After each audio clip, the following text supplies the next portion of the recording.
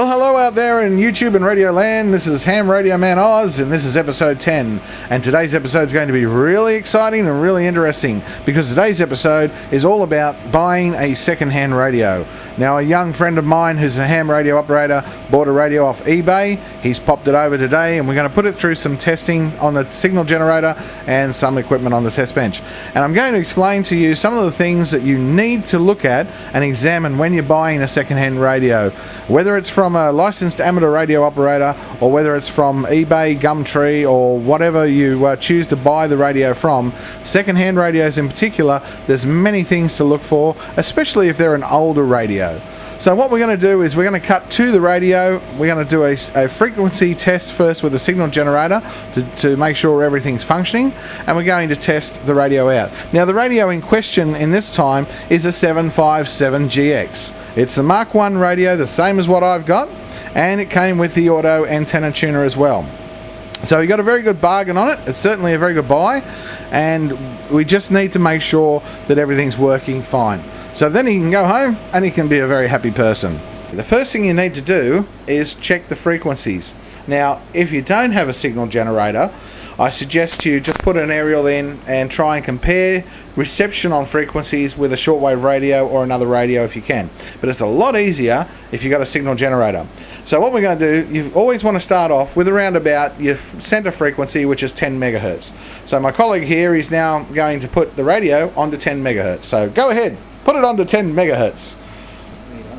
And the easiest way to do it is put in the 500 kilohertz step and just dial it down to 10 megahertz as he's doing right now, and we'll get it locked on to 10 megahertz. Now just hit the D-lock button, which is right on the side there. No, yeah, that one, the D-lock. Now what that does, we not only confirm that the lock's working, try and spin the dial there. Does it move? No, it doesn't. Great, the D-lock works. So the dial lock works, it's locked on 10 megahertz, and now what we need to do is dial in 10 megahertz onto the signal generator. Dial up 10 megahertz, there we are. And that is a 10 megahertz dead carrier. Hit the RF amp button, make sure that it deflects all the way on the meter. There's one more thing we can do to make sure everything's working well, is generate a tone. That's what we want to hear. Okay, hit it off. Excellent. So we have tone and we have frequency.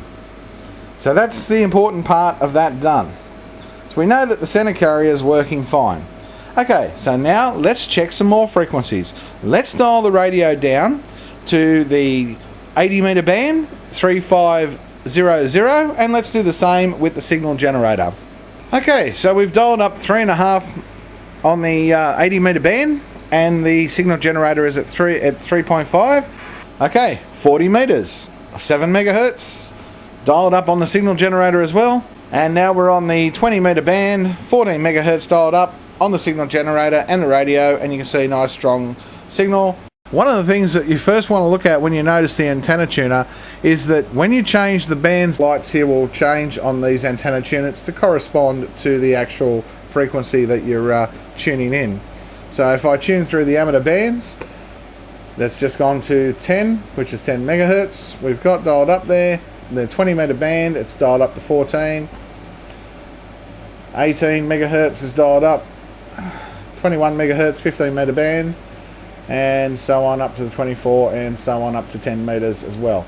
So as long as those little lights there change, because there's a control cable that goes from the back of this antenna tuner into the radio, which is quite nice. Now, if you didn't have that control cable, you could still actually tune it just using the manual controls, because these antenna tuners have manual controls as well. I've plugged the mic into it, and we can confirm on AM that yes, we're putting out power. Now we're on the dummy load, which is a good idea when you're testing a radio, to be on a dummy load and not on the actual antenna.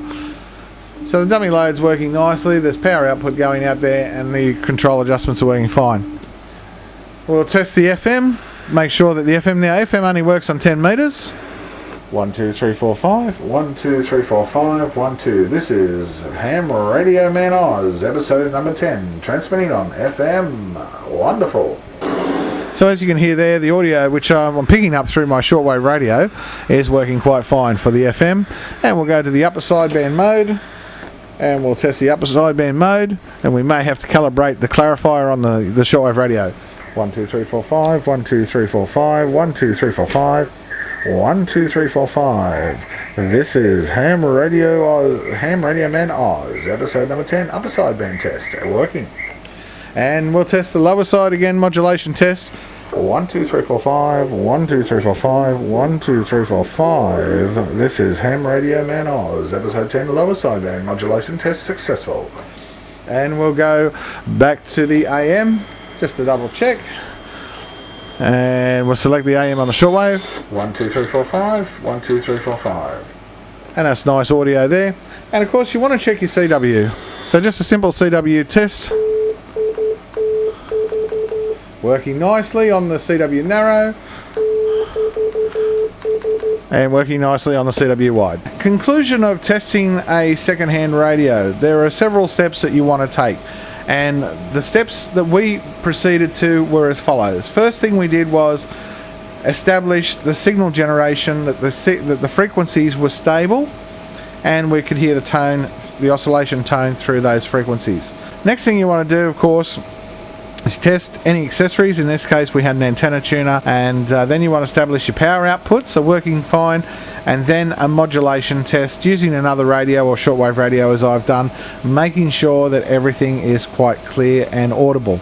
So if they all stack up, your power output's good, frequencies are stable, and your modulation sounds good, then you've got yourself a good radio.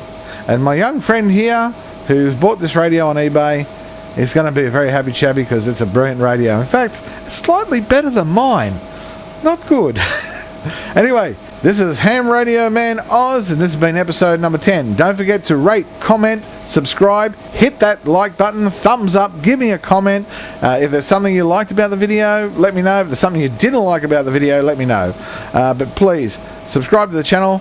Help put those videos out there. This is Ham Radio Man Oz saying thank you and 73s.